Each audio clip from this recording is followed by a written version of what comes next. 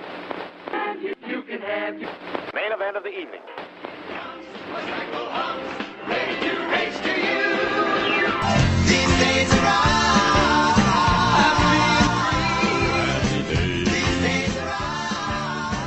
Hello and welcome to These Days Are Ours, a Happy Days podcast. I'm Peter. And I'm Joe. And today we are discussing Season 10, Episode 2, Letting Go. Okay, Peter, tell us what happens in Letting Go. We open with Joanie, Chachi, and Jenny arriving at the Cunningham house so Joanie can convince her parents to let her live in Chicago now that the summer is over. It won't be easy, in large part because Joanie is getting weepy over how everything is exactly the same as she left it 3 months ago. Joanie, we've only been gone for 3 months. What did you expect, erosion? Howard and Marion joyfully embrace their daughter and gush over how she's grown a whole half-inch. As she tells them about her band's success in Chicago, Howard remarks how nice it is that she's home where she belongs. It's so nice to have you back where you belong. They go into the kitchen. Jenny, having gotten the entertainment she wanted, leaves. Joanie, I'll give you a call a little bit later. Oh, what's the hurry? You're not going anywhere. Incineration! You're the insult master! While Chachi berates Joanie for not telling them the truth and accuses her of being afraid of her parents before he leaves. Alone, Joanie says that she is not. At Arnold's, Fonzie is taking orders due to their being short-staffed. All right, I'm taking your orders here. Get this! I'm giving orders to the boss!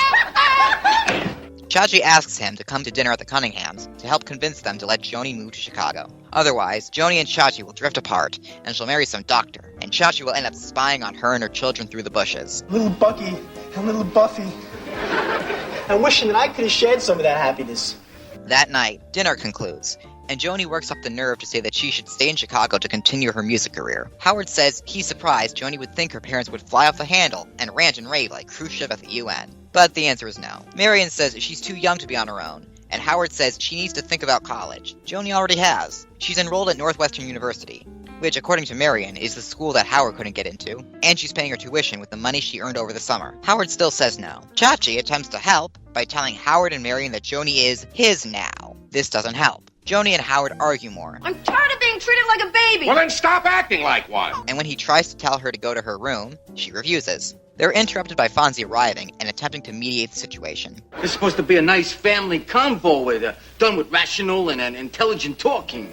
He also tries to convince Joanie to go to her room, and she snaps that no one is telling her what to do. Though she does go upstairs to get away from everyone, she does not go into her room. And if you think I'm going to my room right now, I'm not. She locks herself in the bathroom, where she talks to Jenny, who's poking her head through the window. Marion tries to talk Joanie out, and Joanie reluctantly unlocks the door. Marion has brought Joanie's pajamas, bedding, and her old stuffed animal. She recounts how when Joanie lost it at the lake when she was little, she cried so much that Howard drove back to get it. It was really P.O. Joanie wonders why she and her father have to fight, which Marion says is because they have the same stubborn disposition. Richie takes after her side of the family. She admits that she wants Joanie to go to Chicago, but she also wants her here. They say they love each other, and then Marion leaves. Jenny, still watching from the window, is crying. Oh, that was beautiful! The next morning, Howard is cleaning his new car in the driveway when Fonzie strikes up a conversation. When Howard says Joanie locking herself in the bathroom is proof she's not mature enough to be on her own, Chachi leaps out to defend her. You didn't give her any other choice. Get back upstairs. No, I'm staying. Using a car metaphor, Fonzie says Howard has done a great job being a dad, and he needs to let Joanie be on her own. In a few minutes, you're going to step back from this car. You're going to admire your job, how it sparkles, how it shines. Don't you think it's time to step back and take a look at your daughter, see how she sparkles and shines? Unless he's just doing what's best for him. Inside, Howard wonders if he's doing the right thing and reminisces about Joanie growing up. He goes to talk to her and admits that he's been selfish and unable to deal with her not being his little girl anymore. Your mother and I, we want you to go to Chicago and knock 'em dead. They embrace. The next day, Joanie tearfully hugs both of her parents goodbye and leaves for Chicago.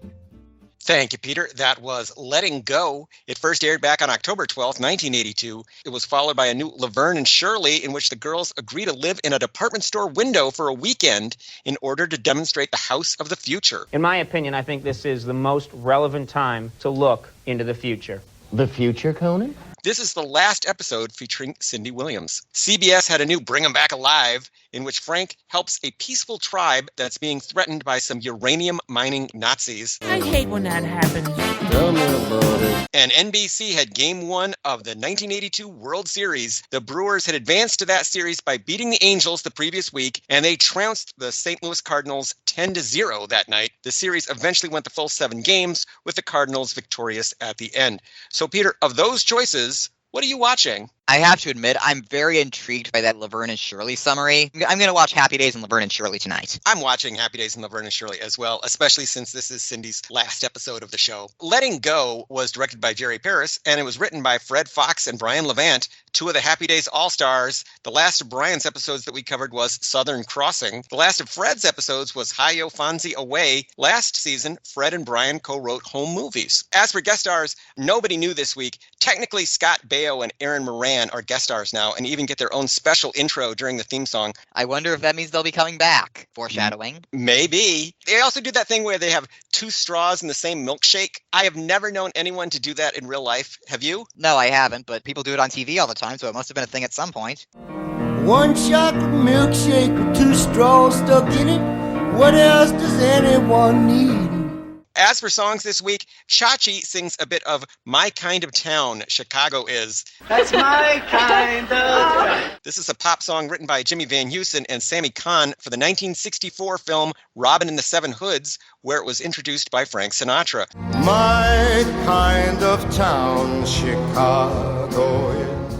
This episode of Happy Days takes place circa 1964, so it's a very new song from Chachi's perspective. My Kind of Town, Chicago Is should not be confused with Chicago, That Toddlin' Town, written in 1922 by Fred Fisher and most famously recorded by Frank Sinatra in 1957. Chicago, Chicago, that toddling town. Peter, as a Chicagoan, how cognizant were you of these songs, My Kind of Town, Chicago Is, and Chicago, That Toddlin' Town? I had never heard Chicago, That Toddlin' Town before. I think that I have heard My Kind of Town, Chicago Is in a MeTV advertisement from many, many, many years ago. I would think that in Chicago, those songs would be a part of growing up. They were a part of my growing up, and I grew up in Flint, so I heard them. Well, I don't need to listen to songs about Chicago. I am already in Chicago. Marion sings a bit of That Old Black Magic, a song written by Harold Arlen and Johnny Mercer. Black magic has me in its spell. That old black magic that I weave so well. It goes back to 1942 when it debuted in a film called Star Spangled Rhythm. That old black magic has me in its spell. It's since been covered by everyone from Glenn Miller to the Muppets to Marilyn Monroe. Bob Dylan even took a shot at it a few years ago. Any particular associations with that song? No particular associations. Good song, though. The one that came immediately to my mind is there's a deleted scene from John Waters' Pink Flamingos where Divine sings it. Oh, wow. Oh, black magic got me in a spell.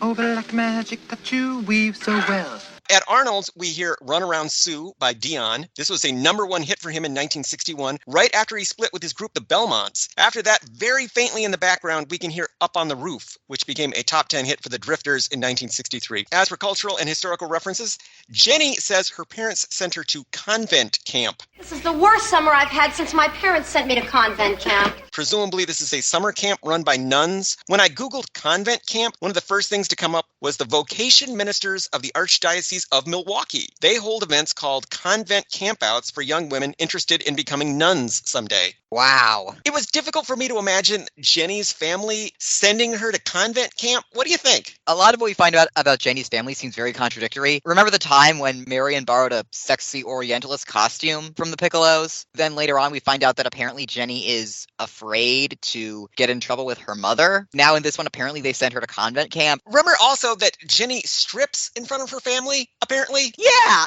everything about this is weird. Maybe they went through a phase where they wanted her to be a nun, I guess. Chachi says, Joanie, the soldier in the best years of our lives didn't make this big a fuss. The Best Years of Our Lives is a 1946 drama about 3 veterans of World War II who returned to their hometown of Boone City after the war and have various problems adjusting to civilian life. Based on a novel by McKinley Cantor, it won Best Picture and has gone on to be one of the best-loved classics in American cinema history. All of them together, giving all of us the best years of our lives. One of the plot points of this episode is that Joanie has grown a ½ inch over the summer. Girls typically stop growing at around age 16, a milestone Joanie passed several seasons ago. I think now she's like 18 or 19. It's not impossible that she grew a ½ inch, but it's very unlikely. Marion mentions Louis Prima and Keely Smith. Just like Louis Prima and Keely Smith. Who? New Orleans singer and trumpeter Louis Prima, sometimes called the King of Swing, formed a very successful musical partnership with his fourth wife, singer Keely Smith. Their version of That Old Black Magic was a big hit on the pop charts in 1958. Old black magic has me in its spell. Old black magic that you weave so well. And Louis Prima remained a very prominent figure in music throughout the 1960s, even voicing King Louis in The Jungle Book in 1967. Oh, ooby-doo, I want to be like you. Hop-de-ooby-doo, I want to walk like you. Talk like you. Choo-choo. So it's odd that Chachi doesn't even recognize his name. Have the writers forgotten that this is the 60s and not the 80s? I would not be surprised if they had. Clarence is going to traffic court for 300 unpaid tickets. I gotta take care of some parking tickets. You don't go to traffic court to take care of parking tickets. You do when you got 300 of them. In Wisconsin, multiple non-moving traffic violations can result in the impoundment of one's vehicle, so Clarence had better straighten this thing out. Good news, though. Thanks to the Americans with Disabilities Act, the height of parking meters has been lowered. Hooray. Howard tells a joke about a gorilla who goes into a bar and complains about the prices. Hey, we don't get many gorillas in here. And the gorilla says, at these prices, I don't doubt it. I recognize that punchline from a joke that has circulated far and wide in real life. There are versions with a bear, a dog, a reindeer, a horse, and Adolf Hitler, but the punchline is always the same. You know, we don't get many of you molten rock men in here. Well, at these prices, I'm not surprised. Joanie's plan is to attend Northwestern University and live in Chicago. As people on the internet have already pointed out, Northwestern is not in the city of Chicago. It's about 20 miles to the north in Evanston. Northwestern requires all students to live on campus for their first 2 years. Joanie does not live in Evanston on Joanie Loves Chachi, does she? No. Is Happy Days bending the rules just for Joanie or what? I think it is. I think they really wanted to bring Joanie and Chachi back for this episode, which is either a sign that they didn't have much faith in the spinoff or that they didn't have much faith in the show without Joanie and Chachi. Howard mentions Khrushchev ranting and raving at the UN. Joanie, I'm a little disappointed that you'd think we just fly off the handle and rant and rave like Khrushchev at the UN. Nikita Khrushchev was premier of the Soviet Union during the peak years of the Cold War between 1953 and 1964. In 1960, Khrushchev visited New York City and attended an assembly meeting at the United Nations building. When he took offense to a comment by a delegate from the Philippines, he started banging on the table with both fists and may have even taken off his shoe and used it as a gavel. His biographers do not dispute this. Khrushchev continued his boisterous, boorish tactics.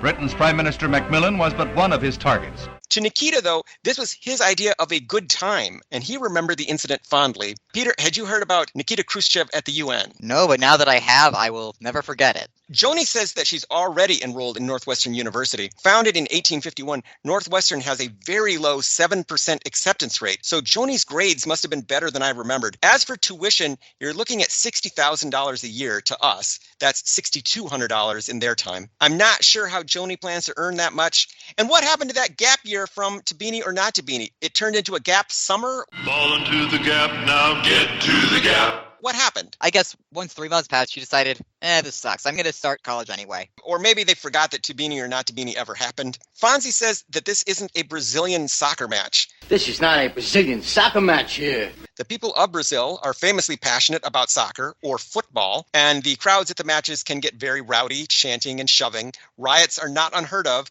and they've gotten more intense in recent years. A referee was even killed in 2013, but only after killing one of the players. This phenomenon is hardly unique to Brazil, however. I throw house bricks for the Arsenal. I chuck lead pipe for West Ham. I kick and mine for Chelsea. I kill for Tottenham. I drop bottles for United on the crowd from up above.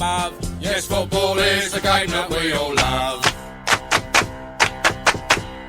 Peter, do you have any interest at all in soccer riots? I sure hope I don't get caught up in one. That would be scary. The referee story was very interesting to me. They lead with the fact that people ganged up on the referee and killed him. But then when you start reading about it, the referee had already killed one of the players. So what? Oh, God. Yeah, the referee stabbed a player, and then the fans ganged up on the referee. He was drawn and quartered. Oh, Jesus. I fall to pieces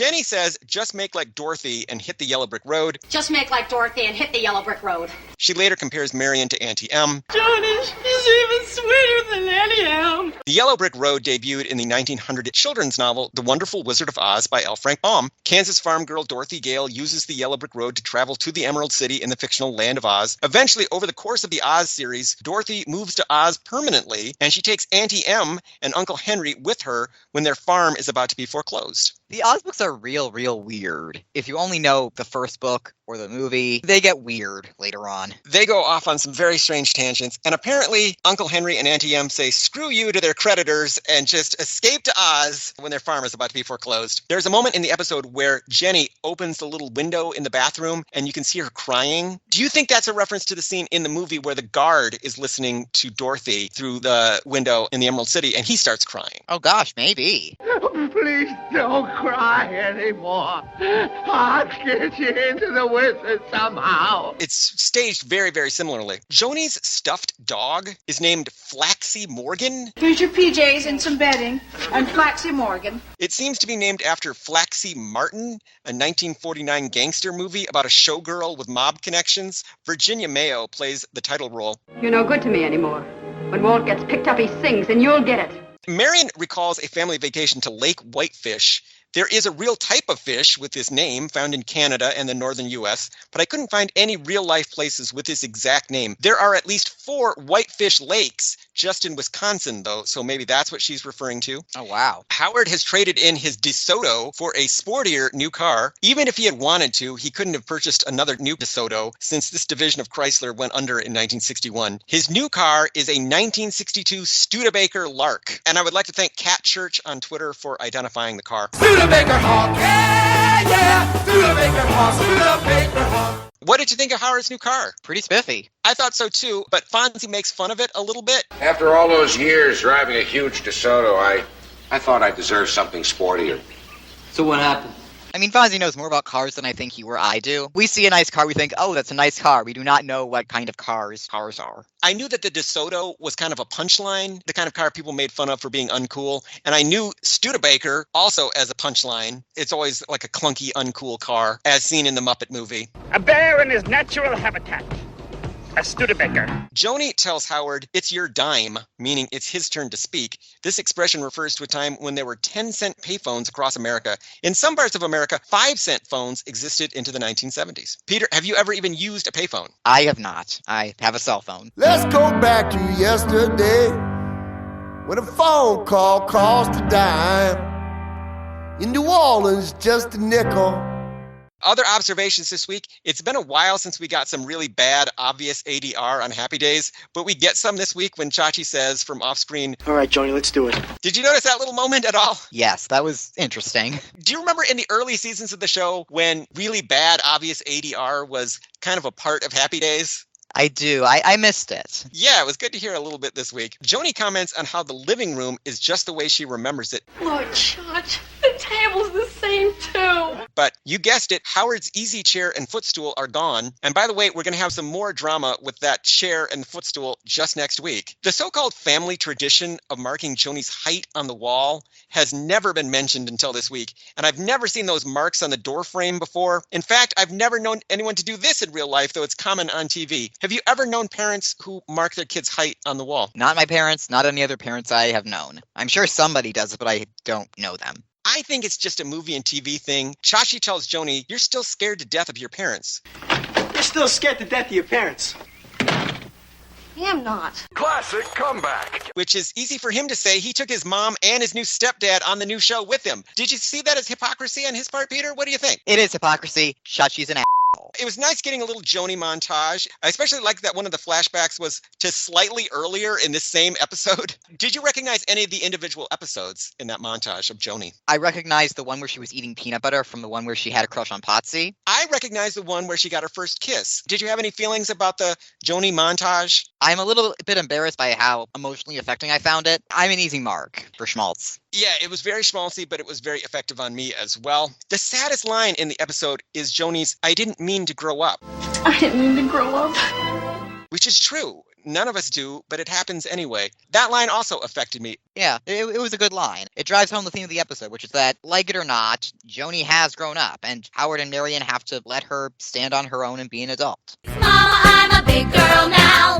We never get a good look at Chachi's incredibly ugly brown van at the end of the episode, but it seems to have an ad for a catering service on the side. Was this part of Joanie Loves Chachi that I don't remember, or did they just buy a used van to haul equipment around? What do you think? I honestly don't remember either. So, Peter, were there any outstanding Happy Days fashions in this episode? I really like the white sweater, green dress combo that Joanie was wearing in the tag at the end. It's very cute. So, Peter, I will ask that age-old timeless question. Was this episode any good? It feels kind of weird to bring back Joanie and Chachi immediately after they just left for their spinoff, but this is a pretty good episode. It's a good showcase for Tom Bosley and Marion Ross and Aaron Moran. There are enough genuinely amusing moments sprinkled throughout to keep it from feeling too schmaltzy. I didn't bring it up in the summary, but when Fonzie is at Arnold's, it's shown that he's under a lot of stress because he has to take over waiting on tables, and one of his students from his shop class has gotten in trouble because he made fun of one of his customers. Mrs. Johnson came and she wanted an estimate on her rear end, I was in a good mood, so I took one look at her and I said, about 220 pounds! So he's just under all this stress, and Chachi has to come up with this ridiculous sob story to get Fonzie to come help him. The stuff at Arnold's with Fonzie and the kids is kind of fun. This is an emotionally affecting episode, but overall, it's kind of sad and reflective and sentimental and schmaltzy, which is not usually my favorite kind of Happy Days episode. I prefer the ones that are just outright fun. A spoiler, we're going to get a lot of sad, sentimental stuff just next week on the show as well. They kind of do 2 back-to-back schmaltzy ones. But as these things go, Letting Go is well done. I got a little emotional watching the montage of Joanie growing up, and that line about how she didn't mean to grow up, it just happened, got to me as well. I kind of hope that Happy Days gets back in the business of just having fun and doing silly, ridiculous sitcom stories pretty soon. Who wants to have some fun? But I guess you have to do some schmaltz along the way. So, Peter, how can people keep up with us and find out about all the wonderful things that we are doing? Listeners can follow us on Twitter at Fonzie Podcast. They can follow me on Twitter at Peter Volfranc. That's PeterVulfranc. And they can follow me on Twitter at Joe_A_Blevins. They can find this podcast online at thesedaysarers.libsyn.com. And they can email us with questions, comments, and concerns at thesedaysarerspodcast@gmail.com. So, Peter, what do we have on the docket for next week? Next week, Howard and Marion deal with the fact that both of their children have grown and moved out in Empty Nest. And we might see a couple of very famous sitcom moms along the way. So, see you later, alligator. In a while, crocodile.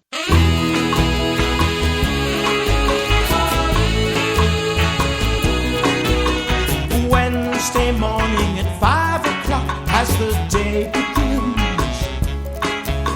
silently closing her bedroom door, leaving the note that she hoped would say more. She goes downstairs to the kitchen, clutching her handkerchief, quietly turning the back door key. Stepping outside, she's free.